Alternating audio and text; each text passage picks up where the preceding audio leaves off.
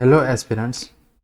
आज हम डिस्कस करने वाले हैं एक ऐसे टॉपिक को जो पहली नज़र में सिर्फ टेक्सटाइल इंडस्ट्री से रिलेटेड लग सकता है, लेकिन अगर एग्ज़ाम के पर्सपेक्टिव से देखा जाए तो ये topic economy, environment, climate change, circular economy, waste management, MSME और सस्टेनेबल डेवलपमेंट, इन सभी थीम्स को एक साथ कनेक्ट करता है।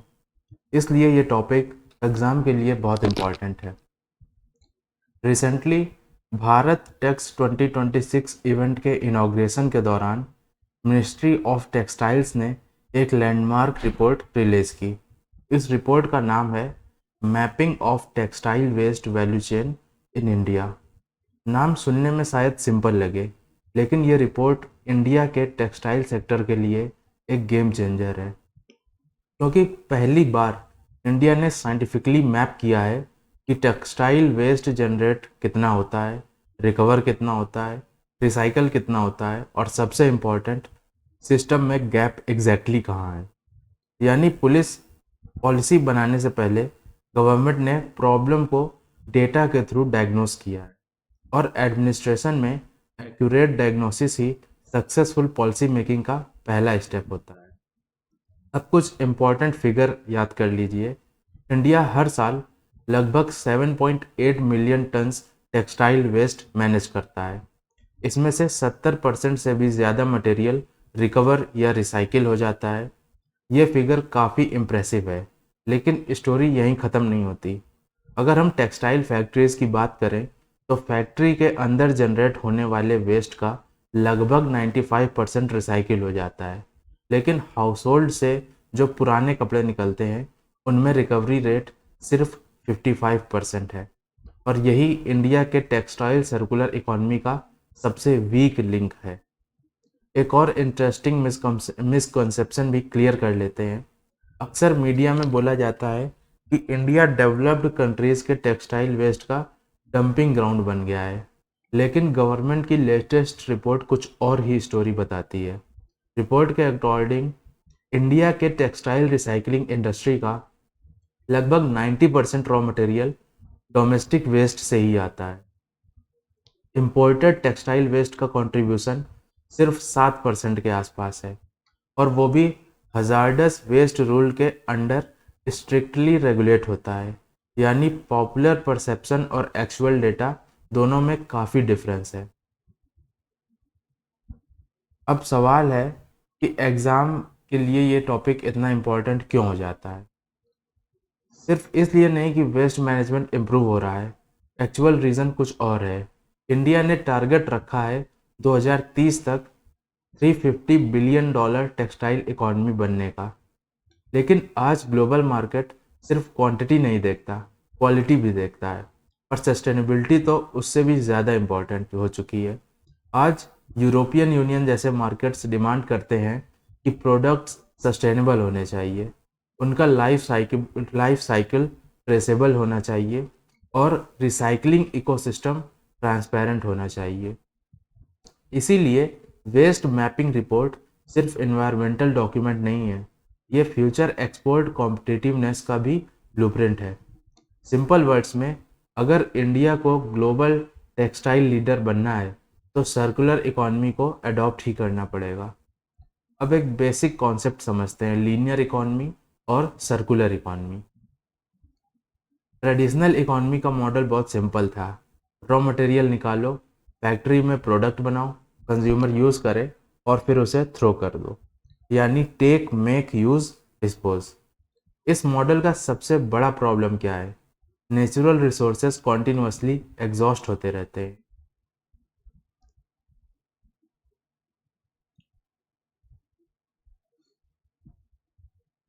और लैंडफिल कॉन्टिन्यूसली भरते रहते हैं। ये मॉडल लॉन्ग टर्म सस्टेनेबल नहीं है।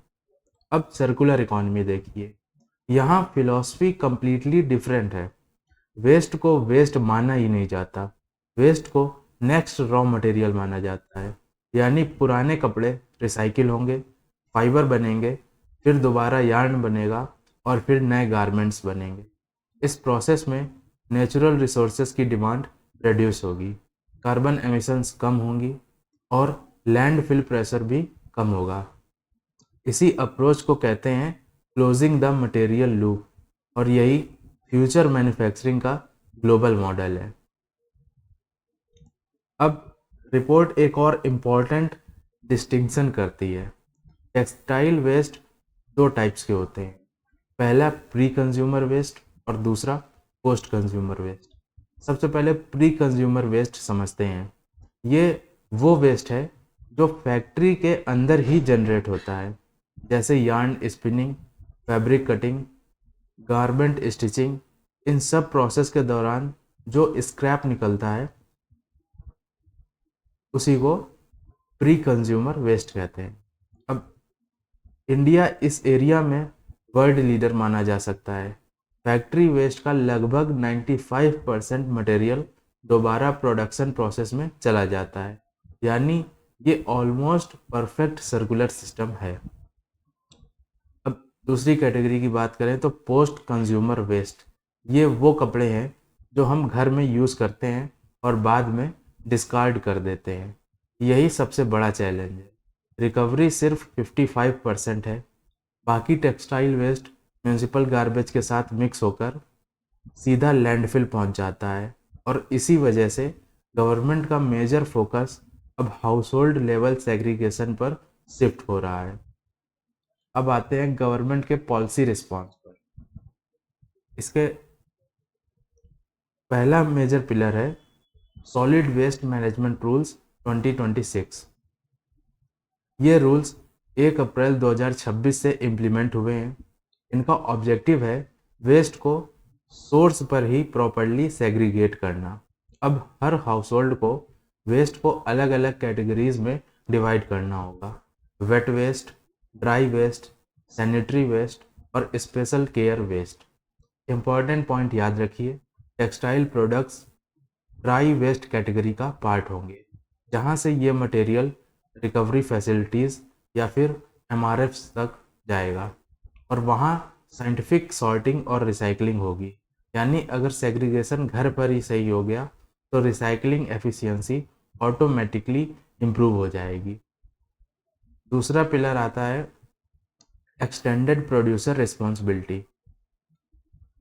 सिंपल लैंग्वेज में इसका मतलब है प्रोडक्ट बेचकर कंपनी की रिस्पॉन्सिबिलिटी ख़त्म नहीं होती, उस प्रोडक्ट का एंड ऑफ लाइफ मैनेजमेंट भी मैन्युफैक्चरर की रिस्पॉन्सिबिलिटी होगी। यानी फैशन ब्रांड्स को ऐसे सिस्टम डेवलप करने होंगे जिससे पुराने गारमेंट कंज्यूमर से कलेक्ट किए जा सके और डायरेक्टली रिसाइकलिंग प्लांट तक पहुंच सके। मतलब रिस्पॉन्सिबिलिटी सिर्फ कंज्यूमर की नहीं, प्रोड्यूसर की भी होगी, और इसी को कहते हैं लाइफ साइकिल रिस्पॉन्सिबिलिटी।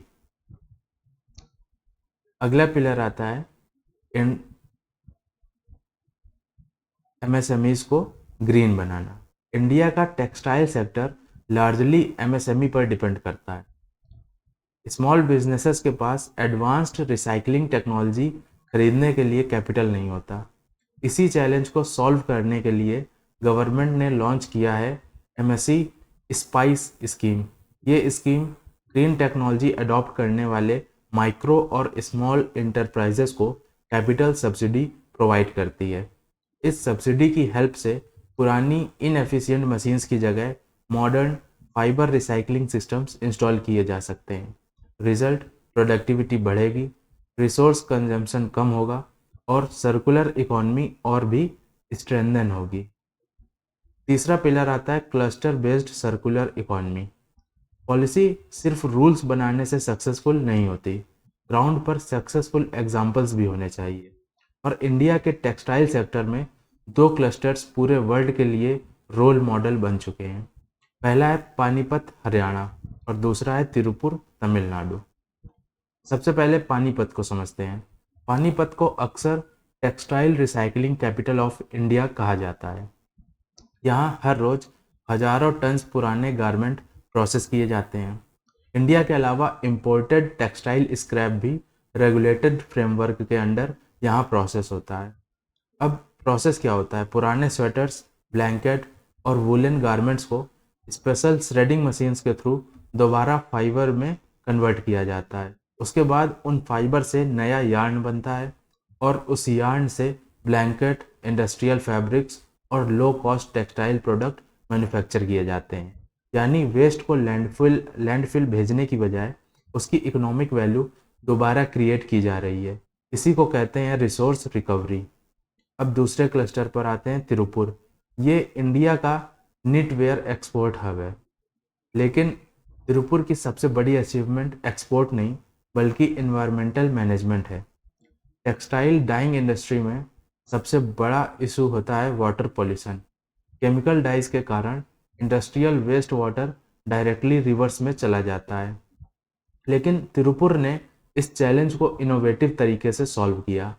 यहाँ zero liquid discharge technology adopt की गई है। इसका मतलब फैक्ट्री का वेस्ट वाटर ट्रीटमेंट के बाद दोबारा रिसाइकिल किया जाता है। रिपोर्ट के अकॉर्डिंग डेली लगभग 130 मिलियन लीटर वाटर रिसाइकिल होता है। यानी फ्रेश वाटर की डिमांड कम होती है और पॉल्यूशन भी सिग्निफिकेंटली रिड्यूस होता है। ये एग्जाम्पल बताता है कि इंडस्ट्रियल ग्रोथ और इन्वायरमेंटल प्रोटेक्शन दोनों साथ साथ चल सकते हैं। अब सवाल उठता है, अगर टेक्सटाइल सर्कुलर इकॉनमी सक्सेसफुल होती है तो इंडिया को एक्चुअल बेनिफिट क्या मिलेगा? सबसे पहला बेनिफिट होगा carbon emissions reduction. Cotton cultivation दुनिया की सबसे वाटर इंटेंसिव एग्रीकल्चर एक्टिविटीज में से एक है। एक सिंपल कॉटन टी शर्ट बनाने के लिए भी हजारों लीटर पानी कंज्यूम होता है। साथ ही केमिकल फर्टिलाइजर, पेस्टिसाइड और ट्रांसपोर्टेशन से भी एमिशन जनरेट होते हैं। लेकिन जब हम रिसाइकल्ड फाइबर्स यूज़ करते हैं तो नए रॉ मटेरियल की डिमांड कम हो जाती है। इसका डायरेक्ट इम्पैक्ट होता है कार्बन फुटप्रिंट रिडक्शन। इसी वजह से टेक्सटाइल रिसाइकलिंग को इंडिया के क्लाइमेट कमिटमेंट्स और इंडियन कार्बन मार्केट के कंटेक्स्ट में देखा जा रहा है। दूसरा बेनिफिट है एम्प्लॉयमेंट। आज भी टेक्सटाइल वेस्ट कलेक्शन काफ़ी हद तक इनफॉर्मल सेक्टर के वर्कर्स करते हैं, जैसे रैग पिकर्स, वेस्ट कलेक्टर्स और स्मॉल सॉर्टिंग यूनिट्स। अगर रिसाइकलिंग इकोसिस्टम और ऑर्गेनाइज हो जाता है तो नए जॉब्स क्रिएट होंगे।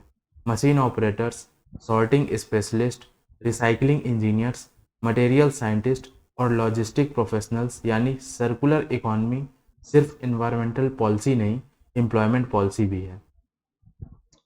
एक और स्पेशल इम्पॉर्टेंट डायमेंशन भी है solid waste management rules. Waste picker का फॉर्मल सिस्टम का हिस्सा बना देना चाहते हैं। उनको आइडेंटिटी कार्ड, ट्रेनिंग और ऑर्गेनाइज्ड कलेक्शन सिस्टम से कनेक्ट किया जाएगा। इससे उनकी इनकम इम्प्रूव होगी, सोशल सिक्योरिटी बढ़ेगी और उनका कंट्रीब्यूशन ऑफिशियली रिकॉग्नाइज किया जा सकेगा। ये इंक्लूसिव डेवलपमेंट का भी एग्जाम्पल है। अब बात करते हैं इस पॉलिसी के सामने आने वाले चैलेंजेस की। सबसे पहला चैलेंज है ब्लेंडेड फैब्रिक्स। आजकल के कपड़े प्योर कॉटन या प्योर पॉलिस्टर नहीं होते। मेजॉरिटी गारमेंट्स ब्लेंडेड फैब्रिक से बनते हैं, जैसे कॉटन प्लस पॉलिस्टर या कॉटन प्लस इलास्टीन। प्रॉब्लम यह है कि रिसाइकलिंग मशीन्स इन दोनों मटेरियल्स को एफिशिएंटली सेपरेट नहीं कर पाती। रिजल्ट, हाई क्वालिटी गारमेंट्स दोबारा बनाना डिफ़िकल्ट हो जाता है और टेक्सटाइल का वैल्यू डिग्रेड हो जाता है। इस प्रोसेस को कहते हैं डाउन साइकिलिंग, यानी शर्ट से दोबारा शर्ट नहीं बनेगी, उसकी जगह ब्लैंकेट, क्लीनिंग क्लॉथ या इंडस्ट्रियल इंसुलेशन मटेरियल बनेगा। सर्कुलर लूप कंप्लीट नहीं हो पाता और ये टेक्नोलॉजी का सबसे बड़ा चैलेंज है। दूसरा चैलेंज है हाउस होल्ड सेग्रीगेशन। इमेजिन कीजिए पुराने कपड़े किचन वेस्ट के साथ मिक्स हो जाएं। फूड वेस्ट और मॉइस्चर की वजह से टेक्सटाइल पर फंगल ग्रोथ शुरू हो जाती है और कंटेमिनेटेड फैब्रिक रिसाइकलिंग का काम नहीं आता। Result, landfill. इसीलिए गवर्नमेंट का पूरा फोकस सोर्स सेग्रीगेशन पर है, यानी प्रॉब्लम रिसाइकलिंग प्लांट में नहीं, घर से ही शुरू होती है। अब आते हैं कि इसका सॉल्यूशन क्या है। तो सबसे पहला सजेशन है textile to textile recycling. India को ट्रेडिशनल रिसाइकलिंग से आगे बढ़ना होगा। Advanced textile to textile recycling technology adopt करनी होगी, यानी पुराने गारमेंट्स से दोबारा हाई क्वालिटी गारमेंट्स ही बन सके इसके लिए केमिकल रिसाइकलिंग टेक्नोलॉजीज जैसे पॉलिस्टर डीपॉलीमराइजेशन फ्यूचर में बहुत इंपॉर्टेंट रोल प्ले करेंगे। दूसरा सजेशन है डिजिटल मटेरियल पासपोर्ट। हर गारमेंट के साथ एक डिजिटल आइडेंटिटी होनी चाहिए, जैसे क्यूआर कोड या फिर RFID टैग। इमेजिन कीजिए आप एक शर्ट रिसाइकिल बिन में डालते हैं, मशीन क्यूआर कोड स्कैन करेगी और इंस्टेंटली पता चल जाएगा कि शर्ट में कितना कॉटन है, कितना पॉलिस्टर है और उसको किस रिसाइकलिंग लाइन में भेजना है। ह्यूमन एरर ऑलमोस्ट ख़त्म, सॉर्टिंग फास्ट, रिसाइकलिंग एफिशिएंट। यही कॉन्सेप्ट यूरोप में डिजिटल प्रोडक्ट पासपोर्ट के नाम से रैपिडली डेवलप हो रहा है और इंडिया भी फ्यूचर में इसी डायरेक्शन में मूव कर सकता है। तीसरा सजेशन है circular green bond. Urban local bodies को वेस्ट प्रोसेसिंग इंफ्रास्ट्रक्चर के लिए डेडिकेटेड ग्रीन बॉन्ड इशू करने चाहिए, ताकि रिसाइकलिंग प्लांट्स, सॉर्टिंग सेंटर्स और रिवर्स लॉजिस्टिक सिस्टम के लिए लॉन्ग टर्म फंडिंग अवेलेबल हो सके। अब एक इम्पॉर्टेंट एग्जाम्पल देखते हैं जो इंटरनेशनल है, फ्रांस का रीफैशन मॉडल। फ्रांस ने टेक्सटाइल कंपनीज के लिए एक इंटरेस्टिंग पॉलिसी अडॉप्ट की है जिसे कहते हैं इको मॉड्यूलेशन। सिंपल लैंग्वेज में, अगर कंपनी इन्वायरमेंटली फ्रेंडली प्रोडक्ट बनाती है, रिसाइकल मटेरियल यूज़ करती है और प्रोडक्ट को ईजिली रिसाइकलेबल डिज़ाइन करती है, तो उसे गवर्नमेंट कम इन्वायरमेंटल फ़ी चार्ज करती है। लेकिन जो कंपनीज सस्टेनेबल प्रैक्टिसेस फॉलो नहीं करती, उन्हें हायर फ़ी देनी पड़ती है। यानी पॉल्यूशन को डिस्करेज किया जाता है और इनोवेशन को रिवॉर्ड किया जाता है। इंडिया भी फ्यूचर में एक्सटेंडेड प्रोड्यूसर रिस्पॉन्सिबिलिटी फ्रेमवर्क के अंदर इसी टाइप का इंसेंटिव बेस्ड मॉडल अडॉप्ट कर सकता है। कंक्लूजन की बात करें तो mapping of textile waste value chain in India report सिर्फ एक वेस्ट मैनेजमेंट डॉक्यूमेंट नहीं है, ये इंडिया के फ्यूचर इंडस्ट्रियल डेवलपमेंट का रोड मैप है। ये हमें बताती है कि सस्टेनेबल ग्रोथ सिर्फ प्रोडक्शन बढ़ाने से नहीं आती। सस्टेनेबल ग्रोथ तब आती है जब प्रोडक्शन, कंजम्पशन और रिसाइकलिंग तीनों एक ही सर्कुलर सिस्टम का हिस्सा बन जाते हैं। और एक फ्यूचर ब्यूरोक्रेट के रूप में, चाहे आप DM बने, म्यूनिसिपल कमिश्नर बने या मिनिस्ट्री ऑफ टेक्सटाइल में पॉलिसी बनाएं, आपकी रिस्पॉन्सिबिलिटी सिर्फ वेस्ट कलेक्ट करना नहीं होगी। आपको municipal bodies, MSME, self help group, waste picker और प्राइवेट इंडस्ट्री सबको एक इंटीग्रेटेड सर्कुलर इकोनॉमी इकोसिस्टम में कनेक्ट करना होगा। तभी वेस्ट एक प्रॉब्लम नहीं बल्कि इकोनॉमिक रिसोर्स बनेगा। और वही है विकसित भारत की circular economy vision. Thank you.